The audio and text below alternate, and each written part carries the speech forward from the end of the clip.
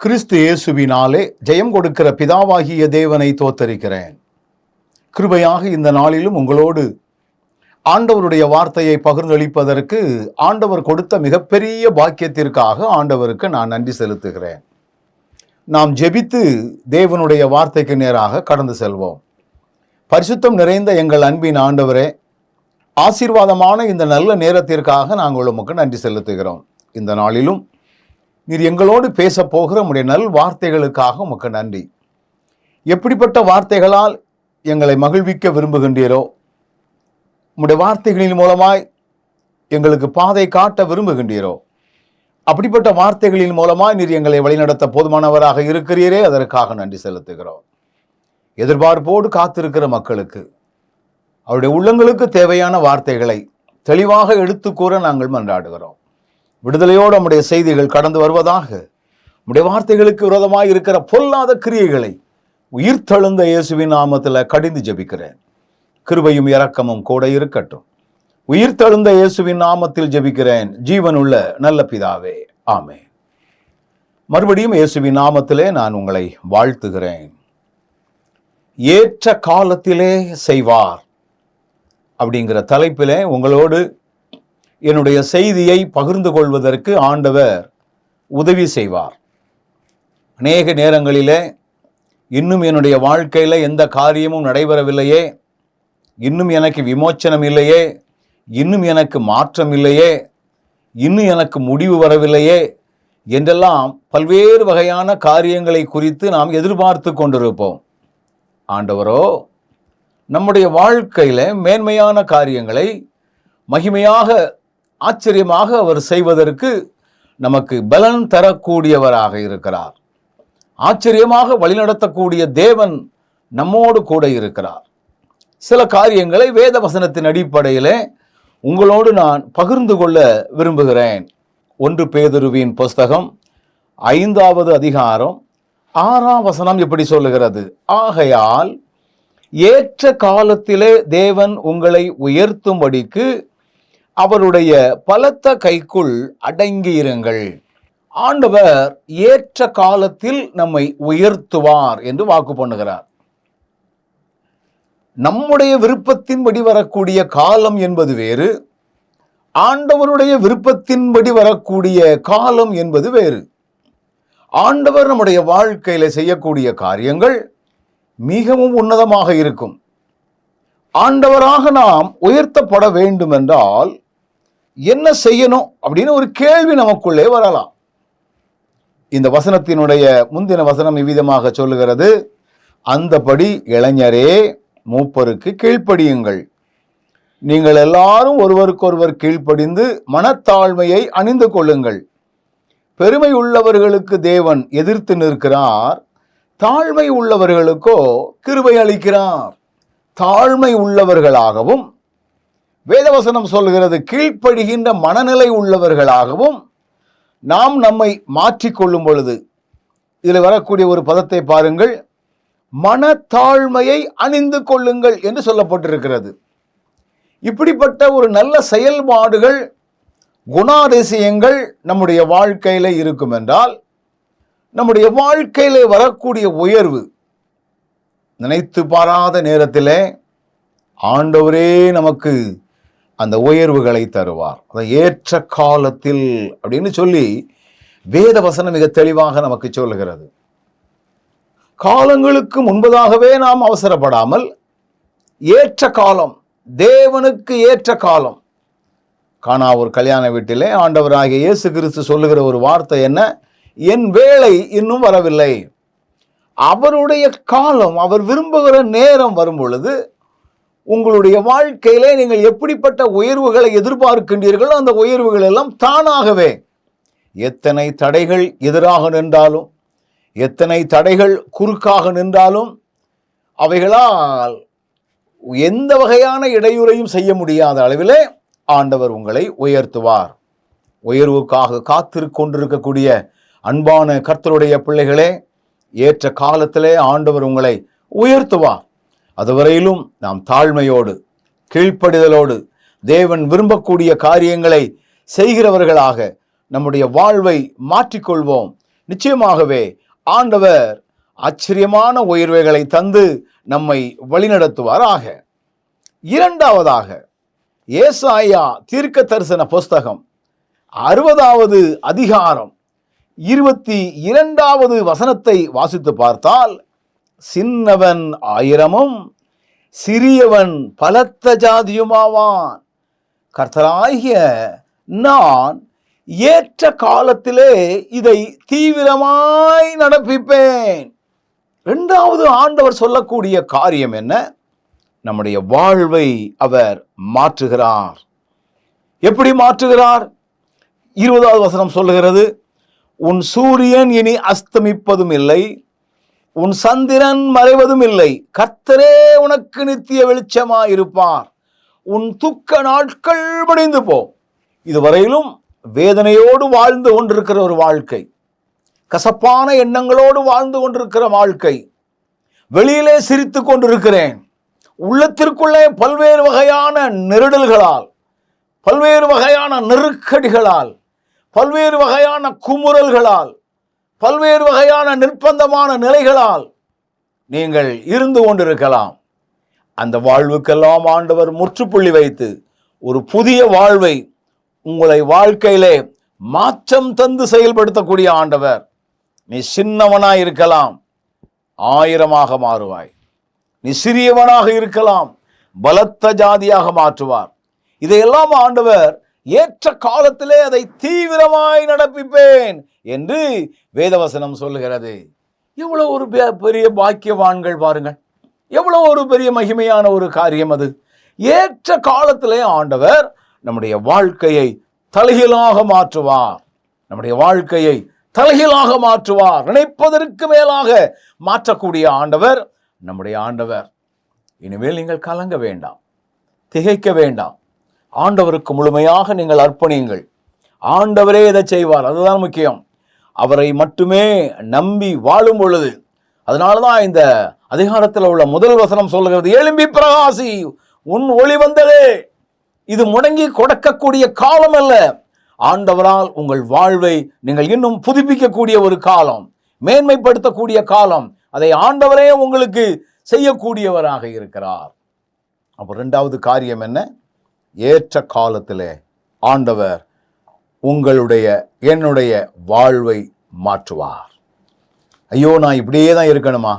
கேள்வி நமக்குள்ள வரும். என்னுடைய எதிர்காலம் எல்லாம் கேள்விக்குறியாக இருக்கிறதே, நினைப்புகள் நமக்குள் வரும்.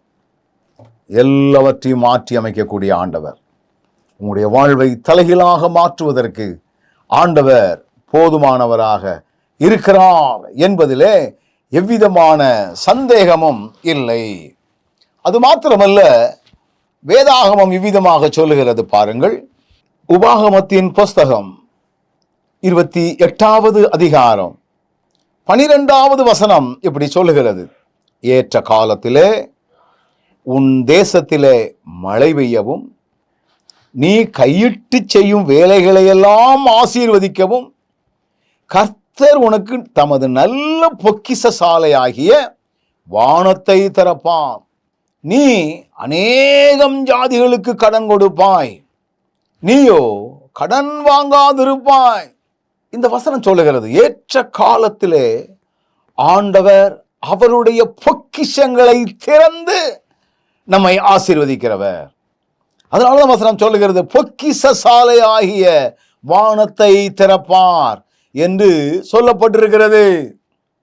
ஐயோ, நான் எவ்வளவுதான் சம்பாதித்தாலும் என்னுடைய வருமானம் எல்லாம் வட்டிக்கு போய் கொண்டிருக்கிறதே, கடனை அடைப்பதற்கே அது காணாமல் இருந்து கொண்டிருக்கிறதே,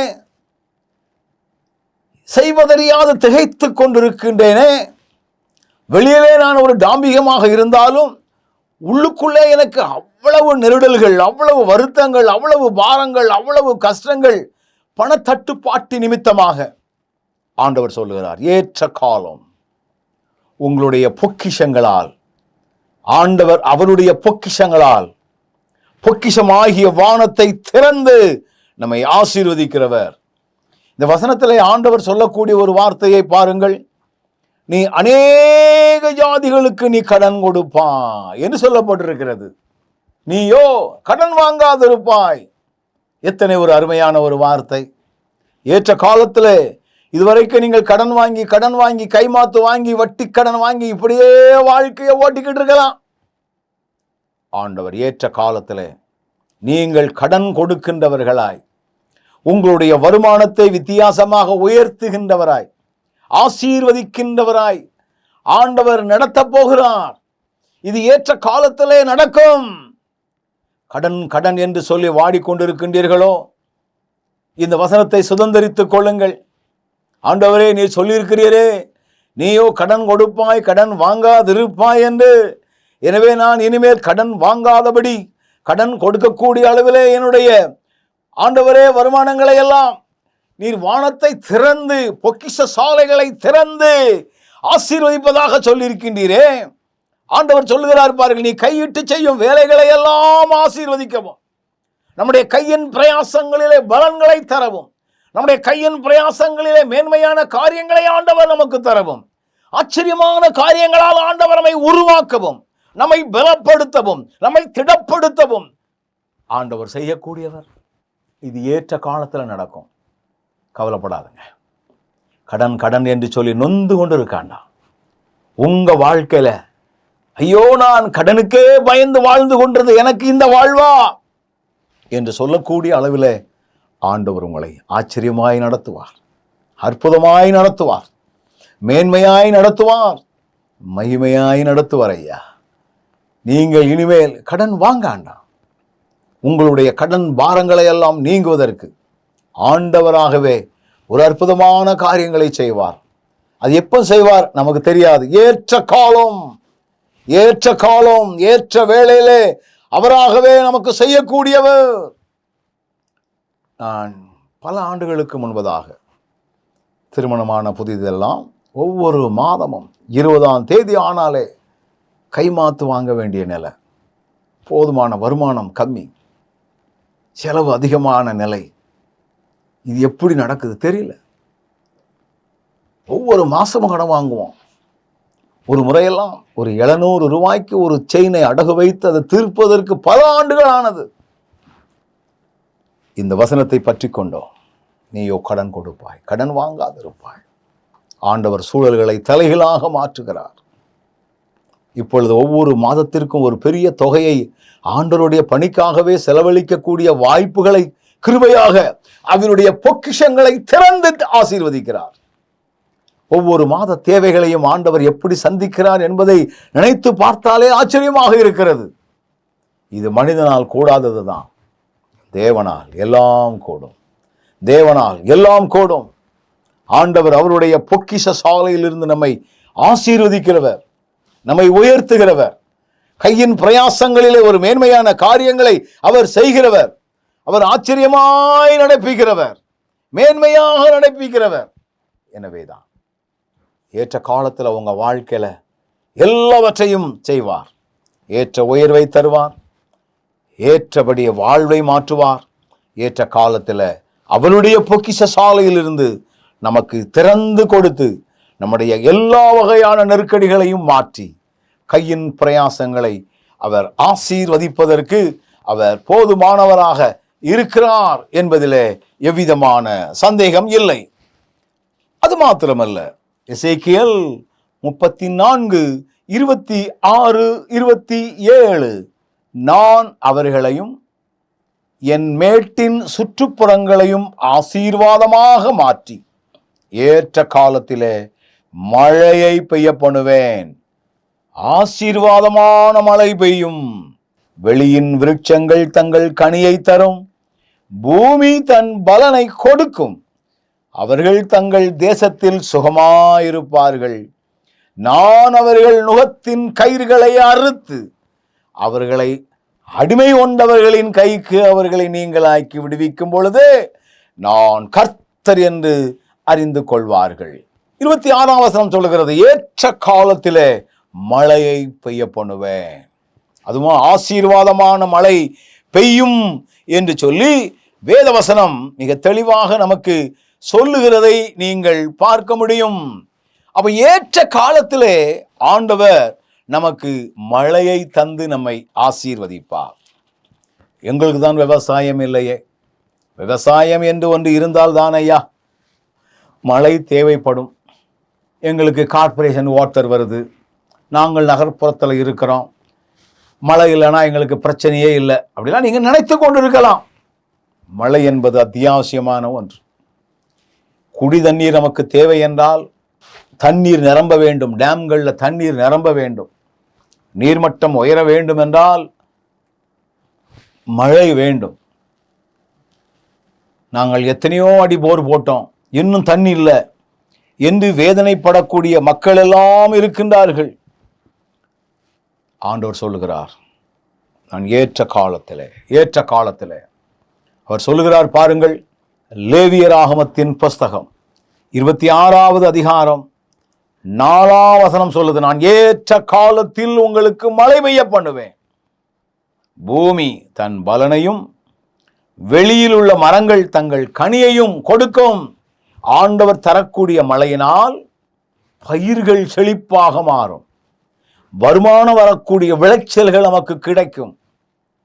இது அழிவுக்குரிய மழை அல்ல, ஆசீர்வாதத்திற்குரிய மழையாக ஆண்டவர் நம்மை ஆசீர்வதிப்பதற்கு ஏற்ற காலத்திலே அதை பெய்ய பண்ணுவேன் என்று சொல்லப்பட்டிருக்கிறது. ஒருவேளை நம்முடைய நாட்டிலே பல்வேறு வகையான காலநிலைகள் உண்டு. இந்த காலத்திலே மழை பெய்யும், இந்த காலத்திலே வெயில் அடிக்கும், இந்த காலத்திலே பனி பெய்யும், இந்த காலம் குளிரானது, இந்த காலம் வெப்பம் நிறைந்தது, அப்படி இப்படின்னு சொல்லி தட்ப வெப்ப நிலைகளை எல்லாம் பகுத்து வைத்திருக்கலாம். ஆனால் ஆண்டவர் என்ன சொல்லுகிறார், இந்த காலத்தில்தான் மழை பெய்யும் என்று ஒன்று இருந்தாலும் நானோ எந்த காலத்திலும் ஏற்ற காலத்தில் உங்களுக்கு எப்பொழுது எது தேவையோ அந்த நாட்களிலே அவைகளை தந்து உங்களை ஆசீர்வதிப்பேன் என்று ஆண்டவர் மிக தெளிவாக நம்மோடு சொல்லக்கூடிய இந்த வார்த்தைகளை நீங்கள் கேட்க முடியும். வேதம் சொல்லுகிறது பாருங்கள், உபாகமத்தின் புஸ்தகம் 11வது அதிகாரம் 14வது வசனத்தை வாசித்து பார்த்தால், நீ உன் தானியத்தையும் உன் திராட்சரசத்தையும் உன் எண்ணெயையும் சேர்க்கும்படிக்கு நான் ஏற்ற காலத்திலே உங்கள் தேசத்தில் முன்மாரியையும் பின்மாரியையும் பெய்ய பண்ணி அப்படின்னு போடப்பட்டிருக்கிறது. ஆண்டவர் இந்த வசனத்தை பாருங்க, நமக்கு புரியும்படி இருக்குது. தானியம், திராட்சரசம், எண்ணெய் இவைகளை எல்லாம் சேர்க்கும்படி என்று போடப்பட்டிருக்கிறது. எப்போ நம்ம சேமிப்போம் அப்படின்னா, மீதம் வந்தால் சேமிப்போம். நெல் நிறைய விளையுது அப்படின்னா நம்ம சாப்பாட்டுக்கு போக மிச்சத்தை நம்ம வியாபாரத்துக்கு போட்டுருவோம், அதை நம்ம பணமாக சேமித்து வைப்போம். அதே போல்தான் நம்முடைய விளைச்சல்கள், நம்முடைய வருமானங்களை எல்லாம் அதிகப்படியாக வந்தால், நான் தொடர்ந்து கடனுக்குள்ளே கிடக்கிறதாக இருந்தால் நம்மால் சேமிக்க முடியாது. சம்பாதிச்சு கடனை தான் அடைக்கிறேன் அப்படின்னு நம்ம சொல்லிட்டு போயிடுவோம். ஆண்டவரோ ஏற்ற காலத்திலே அவர் மழையை பெய்ய பண்ணுவார், அந்த மழையின் மூலமாய் நம்முடைய வருமானங்களை வர்த்திக்க பண்ணுவார். வேதம் சொல்லுகிறது முன்மாறி பின்மாறி என்று சொல்லப்பட்டிருக்கிறது. எந்த காலத்திலும் ஆண்டவர் நமக்கு மழையை பெய்ய பண்ணி நம்முடைய தேவைகளை எல்லாம் ஆண்டவர் ஆச்சரியமாக நம்மை நடப்பித்து மீதம் வரக்கூடிய அளவிலே ஆண்டவர் நடத்துவார். இன்னைக்கு நிறைய பேர் வருமானம் வருது, நல்ல விளைச்சல் வருது, நல்ல மழை பெய்யுது, ஆனால் மீதம் இல்லை, பொத்தலான பையில போடுவதை போன்ற ஒரு நிலை. ஆண்டவரோ இன்னைக்கு நமக்கு கொடுக்கிற ஒரு பெரிய வார்த்தை என்ன, உங்களுடைய வருமானத்தில் மீதியை தருவேன், நீங்கள் சேமிக்கக்கூடிய அளவிலே தருவேன், அது ஏற்ற காலத்திலே நான் செய்வேன். எவ்வளவு அருமையாக ஆண்டவர் நம்மோடு கூட அவருடைய வார்த்தைகளின் மூலமாக நம்மோடு பேசிக்கொண்டிருக்கிறார். ஏற்ற காலத்தில் மழையை தந்து நம்மை நடத்துகிற ஆண்டவர். காலம் தவறி மழை பெய்யாத ஒரு நிலை ஏற்படும் என்றால் விவசாயிகளுடைய முகத்திலெல்லாம் வாடல்கள் இருக்கும். இந்த வருஷம் மழை பெய்யுமா, இப்படிதான் வெள்ளை வெயில் எடுத்து ஏமாச்சிட்டு போயிருமா அப்படின்னு நினைப்பாங்க. ஆண்டவர் சொல்றார், அவருடைய பிள்ளைகளுக்காக சொல்லுகிறார், ஏற்ற காலத்துல நான் மழையை பெய்ய பண்ணுவேன், அதன் மூலமாய் வரக்கூடிய வருமானங்கள் உங்களுக்கு மீதி வரக்கூடிய அளவிலே இருக்கும், உங்களுடைய உழைப்பினுடைய பலனை நீங்கள் அனுபவிக்கக்கூடிய வகையில நான் உங்களை ஆசீர்வதிப்பேன் என்று வேத வசனம் மிக தெளிவாக நமக்கு சொல்லுகிறதை நீங்கள் பார்க்க முடியும். என கண்பானவர்களே, ஏற்ற காலம் என்பது அது மகிமையான ஒரு காலமாக இருக்கிறது. கடைசியாக ஒன்றை சொல்ல விரும்புகிறேன். கலாத்தியர் 6வது அதிகாரம் 9-10 வசனங்களை நான் வாசிக்கிறேன். நன்மை செய்கிறதில் சோர்ந்து போகாமல் இருப்போமாக. நாம் தளர்ந்து போகாதிருந்தால் ஏற்ற காலத்திலே அறுப்போம். ஆகையால் நமக்கு கிடைக்கும் சமயத்திற்கு தக்கதாக யாவருக்கும், விசேஷமாக விசுவாச குடும்பத்தார்களுக்கும் நன்மை செய்ய கடவோம். வேதம் சொல்லுகிறது, ஆண்டவர் ஏற்ற காலத்திலே நாம் அறுவடை செய்வோம், பலனை அனுபவிப்போம். சில நேரங்களில் நமக்கு ஒரு எண்ணம் வரும், என்ன செஞ்சாலும் எனக்கு ஒன்றும் வரலையே. ஆண்டவர் சொல்லுகிறார், நன்மை செய்கிறதுல நீங்கள் சோர்ந்து போகாமல் இருங்க. எதிர்பார்த்து செய்வது நன்மை அல்ல. இவர்களுக்கு உதவி செய்தால் பின்னாட்களே நமக்கு உதவியா இருக்கும் என்கிற எதிர்பார்ப்போடு செய்வதல்ல. ஆண்டவர் செய்யக்கூடிய காரியங்கள் ஆச்சரியமாக, அற்புதமாக இருக்கும். சோர்ந்து போகாமல் நன்மை செய்யும் பொழுது ஏற்ற காலத்திலே நாம் அறுவடை செய்வோம் என்று வசனம் சொல்கிறது. எத்தனை ஒரு உண்மையான ஒரு காரியம். இன்னைக்கு நம்ம நன்மை செய்கிறதுல எப்படி இருக்கும்? நான் நன்மை செய்து ஏமாந்து போனையா அப்படின்லாம் நம்ம நினைக்கலாம். எனினும் ஆண்டவர் நமக்கு கொடுத்திருக்கிற தகுதியின் அடிப்படையில் நம்மால் இயன்ற நன்மைகளை வசனம் சொல்லுகிறது பாருங்கள். விசுவாச குடும்பத்தார்களுக்கும் நன்மை செய்ய கடவோம் அப்படின்னு சொல்லி போடப்பட்டிருக்கிறது. ஆண்டவரை உண்மையாக நேசிக்கிறவர்கள், ஆண்டவர் மீது பற்றுறுதி கொண்டவர்கள், ஆண்டவரோடு கூட நெருக்கமாய் வாழக்கூடியவர்களுக்கு நம்ம நன்மை செய்கிறதுல சோர்ந்து போகாமல் இருக்க ஆண்டவர் நமக்கு கிருபை தரட்டும். வசனம் சொல்லுகிறது பாருங்கள், நாம் தளர்ந்து போகாதிருந்தால், அதில் குறைவே இல்லாமல் இருந்தால் ஏற்ற காலத்தில் நாம் அறுப்போம் என்று சொல்லப்பட்டிருக்கிறது. நீ தண்ணீரின் மேல் உன்னுடைய ஆகாரத்தை போடு, அநேக நாட்களுக்கு பின்பதாக அதனுடைய பலனை பார்க்க முடியும் அப்படின்னு நம்ம பைபிளில் வாசிக்கிறோமே. நம்ம நன்மை செய்கிறதுல சோர்ந்து போகாமல் செய்து கொண்டே இருப்போம். அதனுடைய நன்மைகளை ஏற்ற காலத்தில், ஏற்ற நேரத்தில் நாம் அறுவடை செய்வதற்கதான கிருபைகளை ஆண்டவர் செய்வார், ஏற்ற காலத்தில் செய்வார். 5 காரியங்களை நான் உங்களுக்கு ஞாபகப்படுத்தினேன். ஏற்ற காலத்திலே உயர்த்துவார், ஏற்ற காலத்திலே வாழ்வை மாற்றுவார், ஏற்ற காலத்திலே நம்முடைய பொக்கிஷ சாலை என்கிற மழையை திறப்பார், ஏற்ற காலத்திலே அவர் பூமி செழிப்புண்டாகக்கூடிய அளவிலே மழையை தந்து அந்த பூமி தன்னுடைய பலனை தரக்கூடிய அளவிலே அவர் செயல்படுவார், ஏற்ற காலத்திலே அவர் பலனை அளிப்பார். இப்படி ஏற்ற காலத்தில் செய்யக்கூடிய ஆண்டவர் நம்மோடு கூட இருக்கிறார். உறுதியானவர்களாய் காணப்படுவோம், ஆண்டவரில் உண்மை உள்ளவர்களாய் காணப்படுவோம், சோர்ந்து போகாமல் செயல்படுவோம், தேவனுடைய விருப்பத்தை நிறைவேற்றுவோம். கண்களை மூடுவோமா?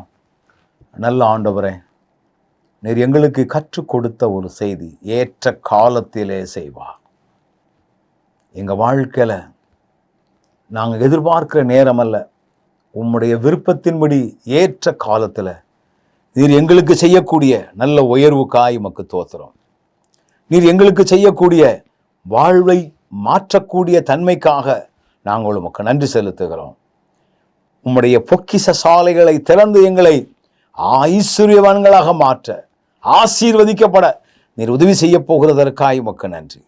நல்ல மழையை தந்து எங்களுடைய பயிர்களின் மூலமாய் நல்ல விளைச்சலை தந்து மீதி வரக்கூடிய அளவிலே நாங்கள் எடுப்பதற்கு தரக்கூடிய லாபகரமான வாழ்வுக்காக நாங்கள் உமக்கு நன்றி செலுத்துகிறோம்.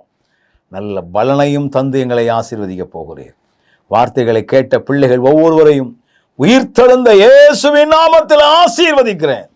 உடைய மகிமையான கிருபை அவர்களை தாங்கட்டும், வழிநடத்தட்டும், ஆசீர்வதிக்கட்டும்.